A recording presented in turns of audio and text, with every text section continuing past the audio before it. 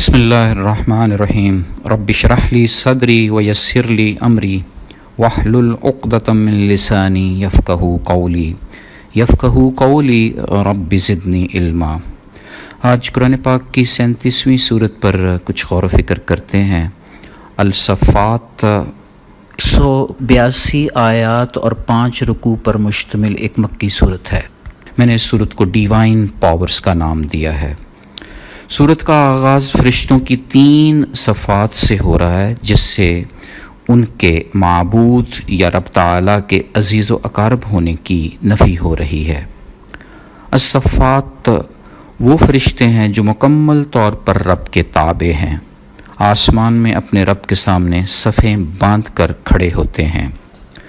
مسلم کی ایک بڑی خوبصورت حدیث ہے، حضور پاک صلی اللہ علیہ وآلہ وسلم نے فرمایا کہ فرشتوں کی صفت ایسی ہے کہ وہ اگلی صفوں کو پورا کرتے ہیں اور صف میں ایک دوسرے سے اچھی طرح مل کر کھڑے ہوتے ہیں۔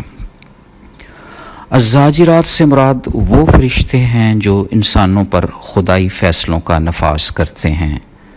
ہوا اور بادل ان کے کنٹرول میں ہیں۔ التالیات سے مراد فرشتوں کا وہ گروہ ہے جو انبیاء علیہ السلام کو رب تعالیٰ کی آیات پڑھ کر سناتے ہیں، خدا کے بندوں پر خدا کی نصیحت اتارتے ہیں، پیغمبروں پر وحی کی صورت، جبکہ عام انسانوں پر الہام یا القاء کی شکل میں۔ رب کریم نے ان فرشتوں کی قسم کھا کر فرمایا ہے کہ تمام کائناتوں کے مشرقوں اور مغربوں میں صرف اللہ عز و جل کی ذات ہے جو ہر قسم کی عبادات کی مستحق ہے۔ لامحدود ڈیوائن پاورز کا ایک ایسا منبع عظیم ہے جس کا تصور انسانی ذہن کرنے میں ناقص ہے۔ اس صورت سے یہ بات واضح ہو رہی ہے کہ ستاروں کی تخلیق کے دوسرے مقاصد کے ساتھ ساتھ جن و شیاطین کو مار بھگانا مقصود ہے، خاص طور پر اس وقت جب وہ آسمان والوں کی باتیں سننے کی کوشش کرتے ہیں۔ شہاب ثاقب ہلکی سی خبر پانے والوں کو بھون ڈالتا ہے۔ شیطان کے پیچھے لگنے کی بجائے انسان کو اپنی تخلیق پر توجہ رکھنے کی ضرورت ہے۔ یہ سمجھنے کی ضرورت ہے کہ کس طرح اسے چپکے ہوئے گارے سے پیدا کیا گیا، اور یہ بھی کہ روز محشر اس کی بے بسی کیسی ہوگی، اس پر اسے غور کرنا چاہیے۔ ہر کوئی اپنے کیے کا ذمہ دار ہے۔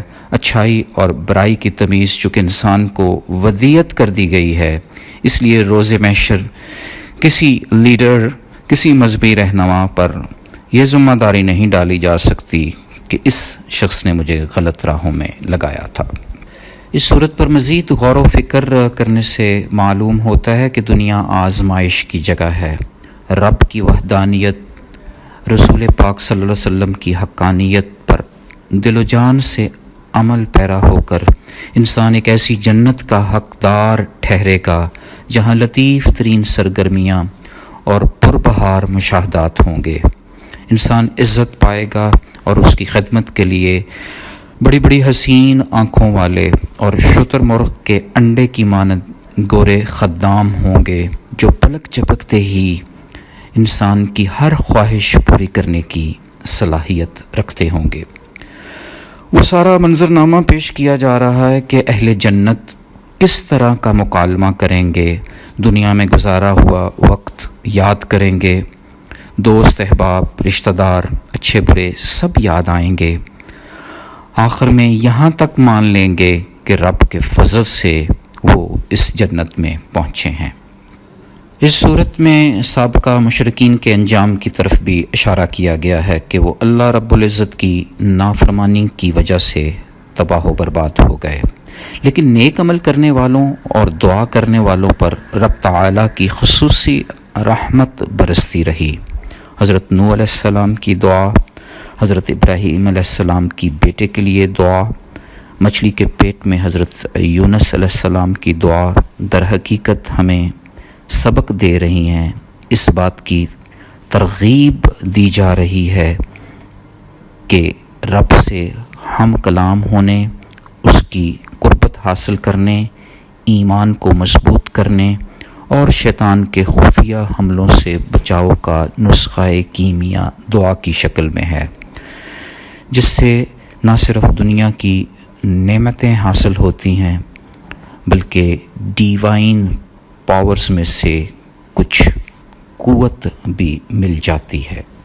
حضرت موسیٰ علیہ السلام، حضرت ہارون علیہ السلام اور حضرت الیاس علیہ السلام کے واقعات ایک خوبصورت سبق پیش کر رہے ہیں کہ اللہ رب العزت اپنے مخلص بندوں کی محبت عام لوگوں کے دلوں میں ڈال دیتے ہیں، رہتی دنیا تک ان کا ذکر خیر ہوتا رہتا ہے۔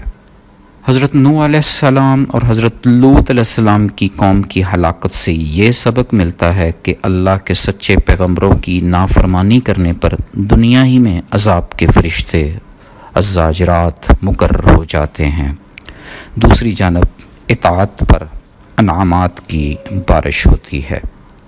اس صورت نے یہ واضح کر دیا کہ اللہ رب العزت کی ذات اپنے تئیں یونیک ہے، وہ منفرد قسم کی ربوبی قوتوں کی مالک ہے جس کا احاطہ انسان کا ناقص دماغ کر نہیں سکتا۔ کائنات کی ہر مخلوق کی طاقت بھی ڈیوائن پاور سے منقسم کی گئی ہے۔ ایمان بھی رب کی عطا کردہ طاقتوں میں سے ایک طاقت ہے، ایسا ایمان جو کہ یقین کی اعلیٰ ترین قسم ہے، اعتبار اور اعتماد کا بلند ترین درجہ ایمان ہے، یقین کا آخری درجہ ہی ایمان کہلاتا ہے۔ سورت کا لب لباب یہ ہے کہ ایمان کی ایسی ہی قوت رکھنے والے انسان کا کردار پوری کائنات کو متاثر کرتا ہے، کیونکہ رب نے انسان کو اشرف المخلوق بنایا ہے۔ شیطان کی ہر شیطانی سے دامن بچا کر نکل جانا ہی دانش مندی ہے، یوں اشرف المخلوق ہونے کا حق بھی ادا ہو جاتا ہے، اللہ کے قرب کے دروازے بھی کھل جاتے ہیں، ڈیوائن پاورز تک رسائی بھی ممکن ہو جاتی ہے۔